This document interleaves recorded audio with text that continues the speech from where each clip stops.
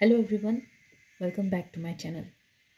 तो आज हम एक नए टॉपिक में बात करेंगे जो कि बायोलॉजी का टॉपिक है, that is chromatin, chromosome, chromatid. ये जो तीन टर्म्स हैं वो एक ही चीज़ को डिफ़ाइन करने के लिए यूज़ किया जाता है, और जब आप सेल डिवीज़न पढ़ते हैं तब इसका यूज़ बहुत ज़्यादा हो जाता है। तो आइए समझते हैं।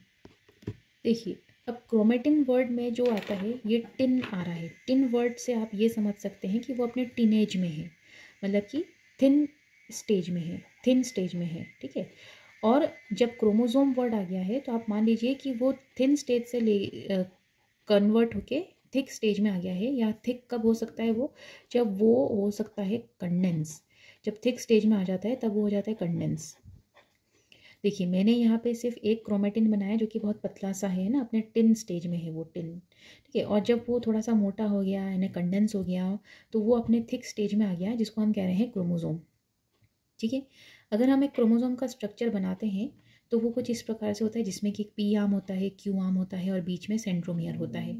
और क्रोमोसोम बेसिकली होता क्या है कि उसके अंदर डीएनए और हिस्टोन प्रोटीन का एक कॉम्पैक्ट पैकेजिंग होता है। क्रोमोसोम कुछ और अलग नहीं बल्कि डीएनए और हिस्टोन प्रोटीन का कॉम्पैक्ट पैकेजिंग होता है। तो मान लीजिए कि यहाँ पे ये डीएनए मैंने डबल स्ट्रैंडेड बनाया है, और उसके बीच बीच में इस तरीके से बीट्स ऑन स्ट्रिंग जो आपने पढ़ा होगा, उसमें हिस्टोन प्रोटीन जो होता है इस तरीके से कॉम्पैक्टली पैक्ड होता है।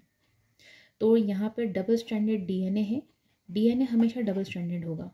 और इस प्रकार से ये मैं एक क्रोमोसोम को बता रही हूँ। और क्रोमोसोम भी जैसा कि मैंने कहा कि दो टाइप से हो सकता है, एक थिन स्टेज में हो सकता है अपने और एक थिक स्टेज में। तो ये मान लीजिए कि थिन स्टेज ही है इसका, ठीक है। ये बिल्कुल ही एकदम थिन है, थिन क्रोमेटिन तरीके से है। मान लीजिए कि ये न्यूक्लियस है, न्यूक्लियस के अंदर जिस प्रकार से thin thread like structures present होते हैं तो वो उस तरीके से बनाया है मैंने, मान लीजिए। लेकिन अगर एक अच्छे से स्ट्रक्चर आपको दिखाना हो तो मुझे इस तरीके से रॉड शेप स्ट्रक्चर आपको बताना पड़ा। तो यहाँ पे मैं ये लिखूँगी कि यहाँ पर डबल स्ट्रैंडेड डीएनए है, साथ में एक सेंट्रोमियर है। अब एक सेंट्रोमियर का मतलब होता है एक क्रोमोसोम। जब भी हमें एक सेंट्रोमियर दिखे तो हमें ये बोलना है कि इसका मतलब है कि वो एक क्रोमोसोम है। अब मैं आपको यहाँ क्रोमोसोम वर्ड यूज़ करूँगी क्योंकि क्रोमेटिन मतलब होता है कि जस्ट उसका पतला वाला स्टेज, मतलब कि थिन थ्रेड लाइक स्ट्रक्चर, और जो कंडेंस हो जाता है वो क्रोमोसोम है। तो इसलिए अगर मैं यहाँ पे क्रोमेटिन बोलूँ या क्रोमोसोम बोलूँ, बात एक ही है। आपको सेंट्रोमियर देखना है कि कितने हैं। अगर एक सेंट्रोमियर है तो एक क्रोमोसोम होगा, ठीक है। तो यहाँ पे मैं लिखती हूँ डबल स्ट्रैंडेड डीएनए है, जो कि सिर्फ एक ही है, एक ही डबल स्ट्रैंडेड डीएनए है, ठीक है। और एक सेंट्रोमियर है और एक क्रोमोसोम है, और एक क्रोमोसोम को ही मैं एक क्रोमेटिन के नाम से बोल सकती हूँ। और साथ ही साथ आप देख लीजिए कि यहाँ पे एक ही स्ट्रैंड है। ये जो है ये आर्म है, ये पी आर्म है और ये क्यू आर्म है, लेकिन स्ट्रैंड तो सिर्फ एक ही स्ट्रैंड बनाया है। तो इसलिए एक स्ट्रैंड है, मतलब स्ट्रैंड को हम कहते हैं एक क्रोमेटिड है, ठीक है। अब मैं आपको एक बेसिक चीज़ बताती हूँ कि हम कहते हैं कि ह्यूमंस में 46 क्रोमोसोम्स होते हैं, ठीक है। तो वो 46 क्रोमोसोम्स कैसे आया होगा, तो मान लीजिए कि ह्यूमंस में ये है ह्यूमन फीमेल, और ग्रीन कलर से मैं डिनोट करती हूँ ह्यूमन मेल को। तो ह्यूमन फीमेल में 46 क्रोमोसोम होंगे और ह्यूमन मेल में भी 46 क्रोमोसोम होंगे, ठीक है।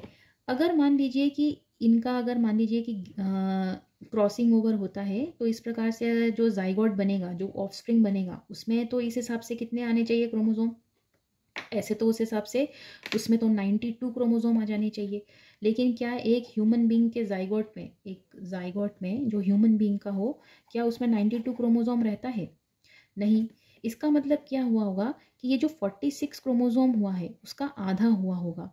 ये जो 46 क्रोमोसोम मेल का है उसका भी आधा हुआ होगा, मतलब 23 क्रोमोसोम और 23 क्रोमोसोम में कन्वर्ट हुआ होगा।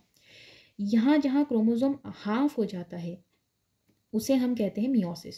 और माइटोसिस और मियोसिस दो टाइप के सेल साइकिल, सेल डिवीजन दो टाइप के होते हैं, ठीक है। तो मियोसिस और माइटोसिस दो टाइप के सेल डिवीजन है। तो मैं अगर बात करूँ जाइगोट की, तो जाइगोट में तो फिर 92 क्रोमोसोम्स आ गए एक जाइगोट ह्यूमन बींग में, जो कि गलत है, सही नहीं है, इसका मतलब क्या होगा कि क्रोमोसोम मेल में और फीमेल में हाफ हाफ हो गया होगा। वो कैसे हुआ होगा? वो हुआ होगा गैमेट के फॉर्मेशन में, जो आप मियोसिस में डिटेल में पढ़ते हैं। स्पर्मेटोजेनेसिस यानी कि फीमेल में oogenesis हुआ होगा, है ना, जिसमें कि 46 क्रोमोसोम, है ना, कन्वर्ट हो गए होंगे 23 में। और मेल्स में स्पर्मेटोजेनेसिस हुआ होगा, जिसमें कि 46 क्रोमोसोम्स कन्वर्ट हो गए 23 क्रोमोसोम्स में, 23 क्रोमोसोम्स में। ठीक है, तो अब देखिए, अब फीमेल का जो ये 46 क्रोमोसोम जो कि कन्वर्ट हुआ होगा 23 में, और ये जो मेल का 46 क्रोमोसोम हुआ है जो कि कन्वर्ट हो गया 23 में, मतलब 23 क्रोमोसोम्स है। इस प्रकार से फीमेल के 23 क्रोमोसोम्स बना दूंगी इस तरीके से, 23rd वाला ये रहा। ठीक है, और मेल का भी जो होगा, मेल का क्या होगा, इस प्रकार से 23 क्रोमोसोम्स मेल का होगा, 23 तक मेल का क्रोमोसोम होगा। अब क्या होगा, जैसे कि फीमेल का यहाँ पे 1 क्रोमोसोम, 2 क्रोमोसोम, 3, 4, 5 से लेकर 23rd, वैसे ही मेल का 1, 2, 3, 4, 5 से लेकर 23rd क्रोमोसोम। अब देखिए एग्जाम्पल के तौर पे, जैसे आप जूता पहनते हैं, तो जूते पहनने के टाइम पे आप क्या करते हैं, पेयर्ड में पहनते हैं, सेम टाइप के जूते पहनेंगे। तो होगा क्या कि जब इन दोनों के मीटिंग से आपका ऑफस्प्रिंग बनेगा, तो उसमें फर्स्ट वाला क्रोमोसोम और यहाँ का फर्स्ट वाला क्रोमोसोम का मैचिंग होगा। तो उस हिसाब से जैसे अब मैं जाइगोट बनाऊंगी, तो जाइगोट में ये फीमेल का एक क्रोमोसोम होगा और ये मेल का एक क्रोमोसोम होगा। ये फर्स्ट नंबर का क्रोमोसोम है और ये भी मेल का फर्स्ट नंबर का क्रोमोसोम है। ठीक है, दूसरे नंबर का क्रोमोसोम का पेयरिंग होगा, तो ये सेकंड नंबर का क्रोमोसोम फीमेल का और ये सेकंड नंबर का क्रोमोसोम मेल का। तो इस प्रकार से सेकंड नंबर का क्रोमोसोम भी आपका पेयरिंग हो गया। इस प्रकार से जो 23rd वाला क्रोमोसोम होगा फीमेल का, 23rd वाला, और जो 23rd वाला होगा मेल का, वो उन दोनों का भी पेयरिंग हो जाएगा। तो इस हिसाब से 23 क्रोमोसोम्स हम लेकर आ गए यहाँ और 23 क्रोमोसोम्स हम लेकर आ गए फादर का। तो इस प्रकार से जब हमने पेयरिंग करा, तो ये जो एक पेयरिंग होती है, इसको हम कहते हैं होमोलॉगस क्रोमोसोम। होमोलॉगस क्रोमोसोम और कुछ नहीं, मेल का फर्स्ट क्रोमोसोम और फीमेल का फर्स्ट क्रोमोसोम मिलके होमोलॉगस क्रोमोसोम बना देते हैं। इस हिसाब से टोटल कितने क्रोमोसोम हो जाएंगे, 23 फीमेल के और 23 मेल के क्रोमोसोम बनके 46 क्रोमोसोम एक जाइगोट में आ जाता है। इसमें हमने वर्ड यूज किया है क्रोमोसोम। अब देखिए, हमने एक सेल साइकिल बनाया है जिसमें कि मैंने G1 बताया है, S, G2, और ये जो है ये पूरा M फेज है, मैं प्रोफेज, मेटाफेज, एनाफेज, टीलोफेज। ये पूरा फेज जो है ग्रीन कलर में जो बताया है ये M फेज है। आपने सेल साइकिल में तो इनके नाम सुने ही होंगे। G1 फेज होता है 11 आवर्स का, S फेज होता है 8 आवर्स का, और G2 होता है 4 आवर्स का। और खुद इकलौता जो है M फेज जो है वो 1 आवर का होता है, लेकिन 1 आवर का सेक्टर इसलिए बड़ा बनाया है क्योंकि इसमें आप 4 अलग अलग स्टेजेस बता रहे हो इसके अंदर।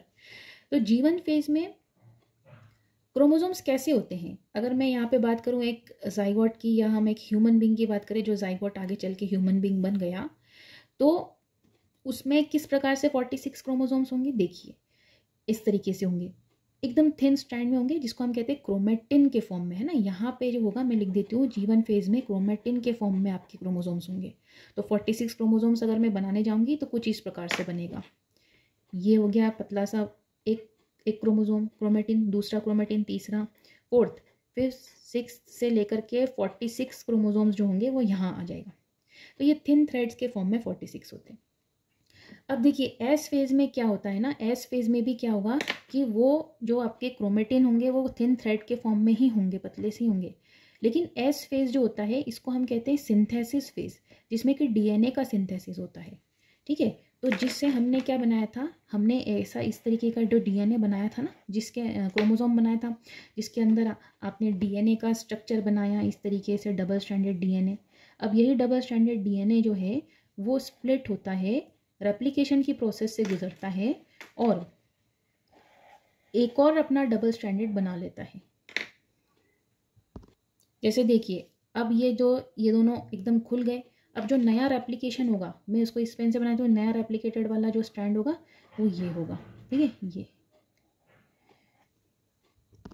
ये किस फेज से गुजरा, ये गुजरा एस फेज से। ठीक है, अब क्या होता है कि यहाँ पर डीएनए का कंटेंट बहुत ज़्यादा हो गया, तो होता क्या है कि इसमें बाइफर्केशन हो जाता है। बाइफर्केशन हुआ तो यहाँ उसी एस फेज की ही बात कर रही हूँ, तो ये 2 स्ट्रैंड में कन्वर्ट हो गया। तो अब यहाँ पे जो एक एक स्ट्रैंड था वो इधर आया और इसका जो दूसरा वाला स्ट्रैंड था वो ये आ गया। तो इस प्रकार से रेप्लिकेशन हो गया। ठीक है, तो अब देखिए जहाँ पहले एक क्रोमेटिड था, जैसे मैंने कहा कि एक क्रोमेटिड मतलब कि एक ही स्ट्रैंड था, अब वहाँ पे एस फेज के बाद कितने हो गए, 2 स्ट्रैंड हो गए, ठीक, मतलब कि 2 क्रोमेटिड हो गए। तो अब आप मुझे बताइए कि पहले जहाँ जीवन में 46 क्रोमोसोम्स थे या क्रोमेटिन थे, क्योंकि थिन थ्रेड लाइक थे, तो एस फेज में अब कितने हो जाएंगे, इसी का ही एक और बन जाएगा। मतलब अब मैं कैसे बनाऊँ इसको, इस तरीके से, ये एक क्रोमोसोम, ये दूसरा, ये तीसरा, ये चौथा, ये पांचवा, इस प्रकार से 46वां वाला क्रोमोसोम था, ये क्रोमेटिन था। अब इसके एक और डीएनए रेप्लिकेशन होकर इस प्रकार से दूसरा स्ट्रैंड बन गया। तो ये देखिए, ये दूसरा स्ट्रैंड बन गया, ये दूसरा स्ट्रैंड बना दे रही हूँ मैं। तो पहले 46 था, अब 46 और स्ट्रैंड आ गए, तो टोटल कितने स्ट्रैंड हो गए, 92 स्ट्रैंड्स हो गए। 92 स्ट्रैंड्स हो गए मतलब 92 क्रोमेटिड्स हो गए। ठीक है, ये जो है ये क्रोमेटिड्स हो गए। अब देखिए वापस से देख लेते हैं एक बार और। तो क्या बोला था कि जीवन फेज में जो होता है क्रोमेटिन के नाम से जाना जाता है, और साथ ही इसमें 46 क्रोमेटिन होते हैं, मतलब कि डीकंडेंस्ड फॉर्म में, बिल्कुल ही थिन थ्रेड के फॉर्म में होते हैं। तो इस तरीके से मैंने इस तरीके से ऐसे थिन थ्रेड के फॉर्म में 46 बना दिए। ये 46 वाला था। एस फेज में आए, एस फेज में भी बोला था कि क्रोमेटिन ही होगा, और एस फेज में इस तरीके से 46 जो क्रोमोसोम से ये बना तो दिए क्रोमेटिन, ठीक है, बना तो दिए 46, लेकिन एक और स्ट्रैंड आ गया क्योंकि रेप्लिकेशन की प्रोसेस हुई, तो दूसरा स्ट्रैंड भी हमने इसी के साथ में, इसका रेप्लिकेशन की प्रोसेस हुई तो इसलिए दूसरा स्ट्रैंड भी इसके संलग्न बना दिया। तो इस प्रकार से 46 क्रोमोसोम भी आ गया। 46 पहले से थे, अब 46 नए बन गए, तो टोटल कितने हो गए, 92 स्ट्रैंड्स है, मतलब 92 क्रोमेटिड्स है। इसमें आप मुझे बताइए ऊपर वाले में 46 क्रोमेटिन थे या क्रोमोसोम थे, क्योंकि थिन थ्रेड है, तो 46 क्या है, 46 क्रोमेटिड्स है, यानी कि 46 स्ट्रैंड्स है। सिमिलरली G2 में भी वही होता है। G2 में भी 92 क्रोमेटिड्स ही होंगे, ठीक है, थिन थ्रेड्स के फॉर्म में। तो इस प्रकार से मैं अगर इस तरीके से, ये एक क्रोमोसोम, ये दूसरा क्रोमोसोम, उसी का ही तीसरा क्रोमोसोम, चौथा क्रोमोसोम, पांचवा, तो इस प्रकार से 46 क्रोमोसोम वाला भी 2 स्ट्रैंड वाला होगा। तो G2 फेज में भी क्या रहता है, थिन थ्रेड के फॉर्म में होता है, क्रोमेटिन के फॉर्म में होता है, क्रोमेटिन के फॉर्म में, थिन थ्रेड के फॉर्म में होता है। लेकिन अब स्ट्रैंड्स क्योंकि कितने हो गए, 92 क्रोमेटिड्स, 92 स्ट्रैंड्स हो गए, क्योंकि एस फेज में डीएनए का रेप्लिकेशन हो गया था, डुप्लीकेशन हो गया था, रेप्लिकेशन हो गया था कहना चाहिए, तो उस वजह से डबल हो गया था। आई होप आपको यहाँ तक समझ में आया होगा। अब जो एम फेज बच रहा है उसको इतना बड़ा है, ये जो है ये 1 आवर का ही होता है जनरली ह्यूमंस में, और ये डिवाइडेड होता है 4 स्टेज में, prophase, metaphase, anaphase, telophase, prophase, metaphase, anaphase, telophase. अब इसमें देखिए प्रोफेज में भी क्या रहता है, क्रोमेटिन के फॉर्म में ही चीज़ें रहती हैं, क्रोमेटिन थिन थ्रेड के फॉर्म में। मेटाफेज में आते आते कंडेंसेशन स्टार्ट होता है, एनाफेज में भी कंडेंसेशन रहता है, कंडेंसेशन बना रहता है। तो कंडेंसेशन होने की वजह से अब क्रोमेटिन जो थिन थ्रेड के फॉर्म में था, अब वो थिक हो गया, कंडेंस हो गया, तो वो क्या बोलते हैं उसको अपन, इन दोनों में हम यूज़ करेंगे वर्ड क्रोमोजोम, क्रोमोजोम वर्ड। इसमें भी हम क्या वर्ड यूज़ करेंगे, क्रोमोजोम वर्ड यूज़ करेंगे। और टीलोफेज तक आते आते वापस से वो थिन थ्रेड में बन गया, और थिन थ्रेड में बन गया तो हम उसमें क्रोमेटिन वर्ड यूज़ करेंगे। अब देखिए प्रोफेज में क्या रहता है कि जो न्यूक्लियर एनवलप होता है वो धीरे धीरे डिजनरेट होने लगता है। इसका एम फेज में जब हम पहला स्टेज की बात करें, अब जो 46 क्रोमोसोम्स थे, है ना, वो किस फॉर्म में थे, 92 क्रोमेटिड्स के फॉर्म में। तो ये 92 क्या है, क्रोमेटिड्स के फॉर्म में है, क्रोमेटिड्स। अब मेरे को अगर मैं अगर यहाँ लिखूँ तो बेटर होगा, देखिए। तो प्रोफेज में क्योंकि थिन थ्रेड के फॉर्म में ही है, क्रोमेटिन के फॉर्म में ही है, लेकिन डबल स्ट्रैंडेड हो गया, मतलब 92 क्रोमेटिड्स के फॉर्म में हो गए हैं, यानी कि 2 स्ट्रैंड हो गए यहाँ पे। तो फिर मैं इसको थिन थ्रेड के फॉर्म में 92 क्रोमेटिड्स कुछ इस प्रकार से शो करूँगी। ये हो गया 1 2 3 4 5, इस प्रकार से टोटल कितने बनाऊंगी, 46 बनाऊंगी, जिसमें कि 92 क्रोमेटिड्स होंगे। तो ये 40 सिक्स्थ वाला जो क्रोमोसोम होगा उसमें इस तरीके से 2 स्ट्रैंड बना दिए। अब बताइए कितने हैं?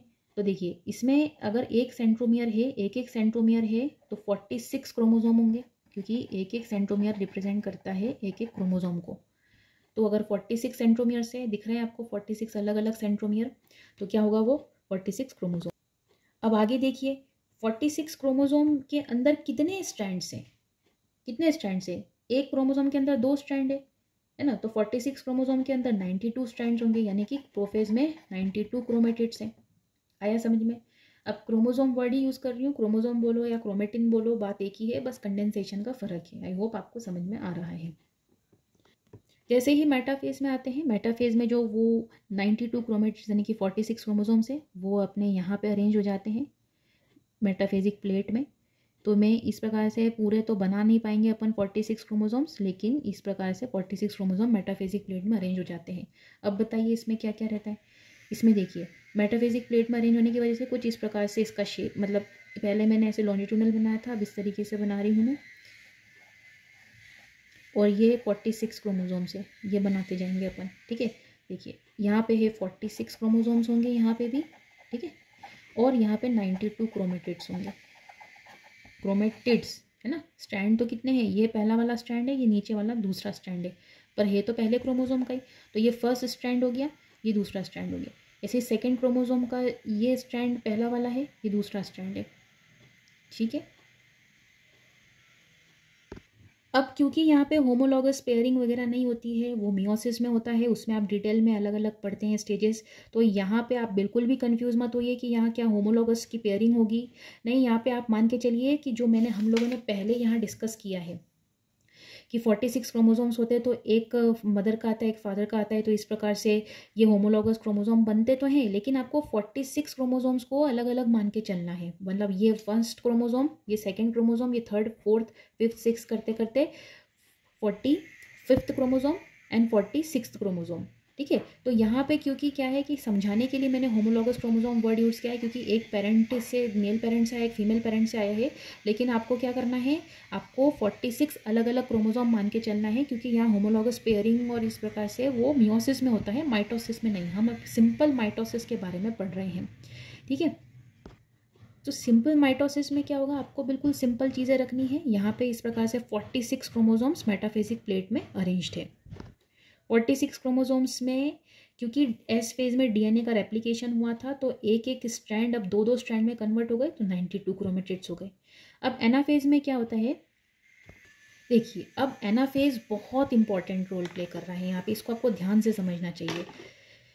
एनाफेज में हुआ क्या है कि यही जो क्रोमोसोम्स थे वो स्प्लिट हो गए, सेंट्रोमियर के थ्रू स्प्लिट हो गए। तो सेंट्रोमियर वाला पार्ट पोल की तरफ जाता है ना, और बाकी जो ये आर्म्स वाला पार्ट होता है वो इक्वेटोरियल रीजन में रहता है। इस प्रकार से एनाफेज में 2 अलग अलग पोल्स में ये क्रोमेटिड टूट जाते हैं, ठीक है। तो एक बार और देखिए यहाँ पे सिंगल स्ट्रैंडेड क्रोमोसोम्स 46 थे, जब डबल हुए तो 92 बन गए, क्योंकि 46 का डबल होगा तो 92 क्रोमेटिड्स बन गए, ठीक है। और ये 92 क्रोमेटिड्स कब तक बने हुए थे, मेटाफेज तक बने हुए थे, मेटाफेज स्टेज तक। एनाफेज में आते आते क्या है, यही 92 क्रोमेटिड्स आपस में टूट जाते हैं, है ना। तो ये जो टूट गए, तो ये कुछ आधे उधर चले गए, आधे इधर आ गए। अब मुझे यहाँ पे बताइए कि यहाँ आपको कितने सेंट्रोमियर दिखेंगे, तो टोटल यहाँ पे सेंट्रोमियर कितने दिखेंगे, ये देखिए यहाँ पे आपको दिख रहे हैं, ये टोटल कितने होंगे।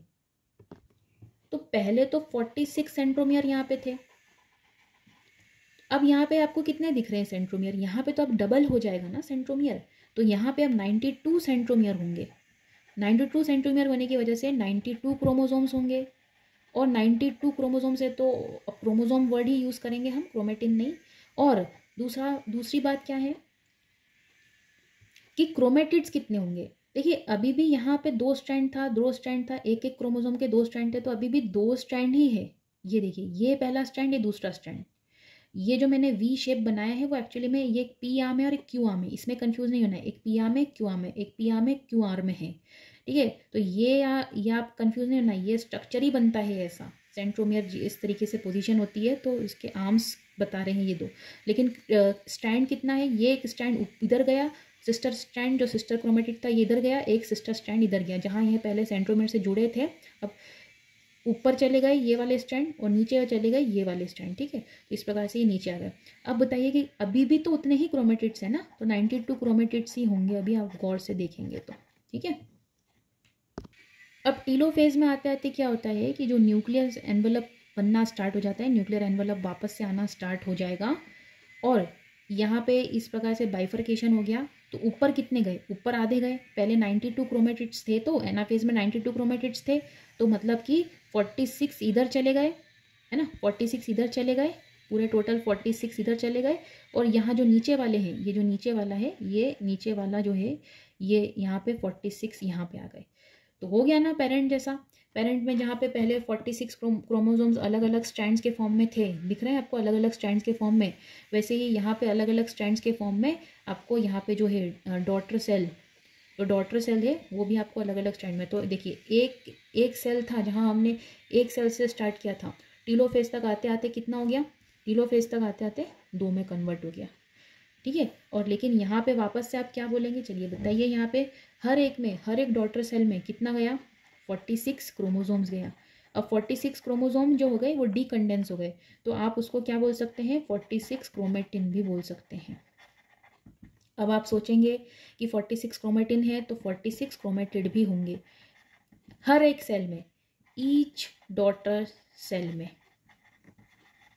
ठीक है। ऐसे 2 बने, इसीलिए कहा 92 क्रोमेटिड्स थे, तो 46 एक सेल में गया, एक डॉटर सेल में, और 46 दूसरे डॉटर सेल में गया।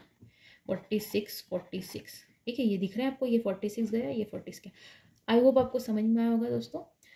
तो अगर समझ में आया है तो प्लीज़ वीडियो को लाइक करिए। अगर कुछ भी डाउट है तो आप वीडियो वापस देखिए, और अगर फिर भी डाउट है तो आप प्लीज़ कमेंट सेक्शन में feel free to ask. Thank you so much for listening.